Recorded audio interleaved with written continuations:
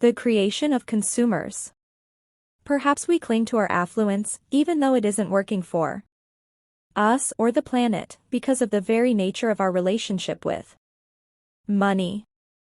As we shall see, money has become the movie screen on which our lives play out. We project onto money the capacity to fulfill our fantasies, allay our fears, soothe our pain, and send us soaring to the heights. In fact, we moderns meet most of our needs, wants, and desires through money. We buy everything from hope to happiness. We no longer live life. We consume it. Americans used to be citizens. Now we are consumers, which means, according to the dictionary definition of consume, people who use up, waste, destroy, and squander. Consumerism, however, is just a 20th century invention of our industrial society, created at a time when encouraging people to buy more goods was seen as necessary for continued economic growth. By the early 1920s, a curious wrinkle had emerged in the U.S. economy. The astounding capacity of machinery to fill human needs had been so successful that economic activity was slowing down. Instinctively knowing they had enough, workers were asking for a shorter workweek and more leisure to enjoy the fruits of their labors. Two sectors of American society were alarmed at this trend. The moralists who had internalized the Protestant work ethic believed that idle hands would do the work of the devil. Leisure is debasing, they thought, leading at least to sloth if not to the rest of the 7 deadly sins. The other sector to sound the alarm was the industrialists. Reduced demand for factory output threatened to halt economic growth.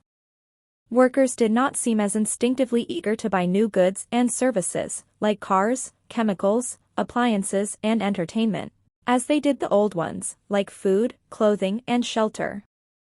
The alternative to growth, however, was seen not as maturity but as the precursor to the stagnation of civilization and the death of productivity. New markets were needed for the expanding cornucopia of goods that machines could turn out with such speed and precision, and for the continued profit of the industrialists. And here's the stroke of genius: these new markets would consist of the same populace, but the people would be educated to want not only old and necessary items, but new things that they didn't need. Enter the concept of a standard of living. A new art, science, and industry was born to convince Americans that they were working to elevate their standard of living rather than to satisfy basic economic needs. In 1929, the Herbert Hoover Committee on Recent Economic Changes published a progress report on this new, and very welcome, strategy. The survey has proved conclusively what has long been held theoretically to be true: Taiwans are almost insatiable, that one want satisfied makes way for another. The conclusion is that economically we have a boundless field before us, that there are new wants which will make way endlessly for newer wants as fast as they are satisfied. Our situation is fortunate, our momentum is remarkable. Instead of leisure being relaxed activity, it was transformed into an opportunity for increased consumption, even consumption of leisure itself, as in travel and vacations. Henry Ford concurred. Where people work less, they buy more. Business is the exchange of goods. Goods are bought only as they meet needs. Needs are filled only as they are felt. They make themselves felt largely in the leisure hours. The Hoover Committee agreed. Leisure was not, in fact, a reason for not working. It was a reason for working more. Somehow the consumer solution satisfied both the industrial hedonists hell-bent on achieving a material paradise and the Puritans, who feared that unoccupied leisure would lead to sin. In fact, the new consumerism promoted all the deadly sins: lust, covetousness, gluttony, pride, envy, except perhaps anger and sloth. Only mildly subdued by the Depression, consumerism returned with added vigor in the post-World War II era. Victor LeBeau, a U.S. retailing analyst of the early post-war era, proclaimed, "Our enormously productive economy demands that we make consumption our way of life, that we convert the buying and use of goods into rituals, that we seek our spiritual satisfaction, our ego satisfaction, in consumption. We need things consumed, burned up, worn out, replaced, and discarded at an ever-increasing rate." And thus the rat race was born, leading to our excruciating balancing act between working more to buy luxuries and having enough leisure to enjoy them. In our initial enthusiasm for our new status as consumers, we learn to assert our rights, standing up to unscrupulous business. Rights, however, have since taken on a different hue. The right to buy. We have come to believe deeply that it is our right to consume. If we have the money, we can buy whatever we want, whether or not we need it, use it, or even enjoy it. After all, it's a free country. And if we don't have the money, heck, what are credit cards for? Born to shop. Whoever dies with the most toys wins life, liberty, and the pursuit of material possessions.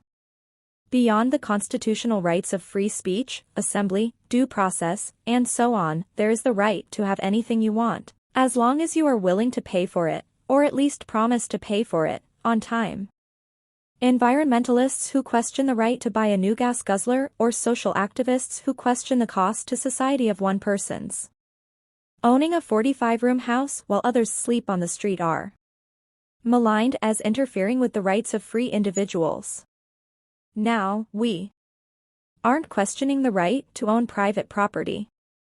We are simply highlighting how profoundly we have taken our right to consume to heart, and perhaps placed it above other rights, privileges, and duties of a free society. In the coming years, our right to consume what we want, when we want, how we want, and where we want may be called increasingly into question as we struggle with the issues of the global marketplace. Human rights, free trade, environmental damage, and dwindling resources. Wouldn't it be easier to wage our personal battles with our urge to splurge before the public battles begin? We can learn now the joys of having less rather than have our pet purchases snatched away by tough regulations and public outrage. It's so much easier to be good by choice than by coercion.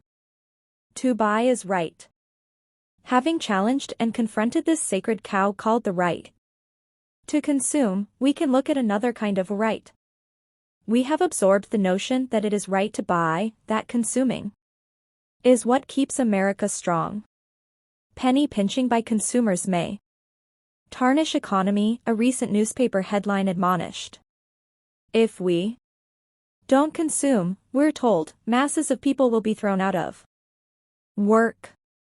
Families will lose their homes. Unemployment will rise.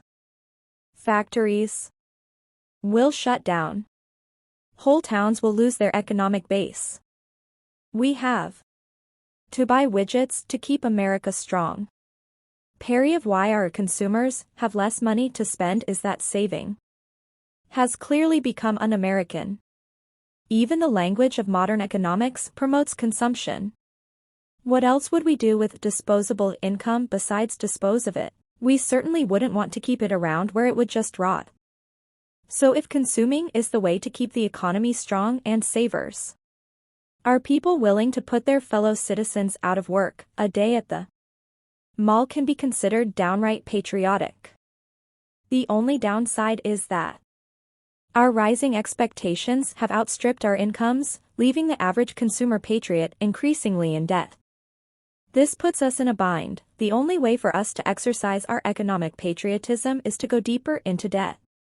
If you felt confused about your urge to splurge, perhaps this is part of the reason. You, and every one of your fellow citizens, is in a no-win situation. You're wrong if you buy and wrong if you don't. All of this is exacerbated by advertising. By the time an average teenager receives his or her high school diploma, he's been exposed to well over 100,000 ads, a rate of 3 to 4 hours of ads per week. And Alan Dumaing indicates that the typical American is exposed to 50 to 100 advertisements each morning before 9 a.m. The advertising industry now spends nearly $500 per year on each U.S. citizen. Marketing theory says that people are driven by fear, by the promise of exclusivity, by guilt and by greed, with the need for approval being the up-and-coming motivation of the 90s. Advertising technology, armed with market research and sophisticated psychology, aims to throw us off balance emotionally, and then promises to resolve our discomfort with a product 50 to 100 times before 9 a.m. every day.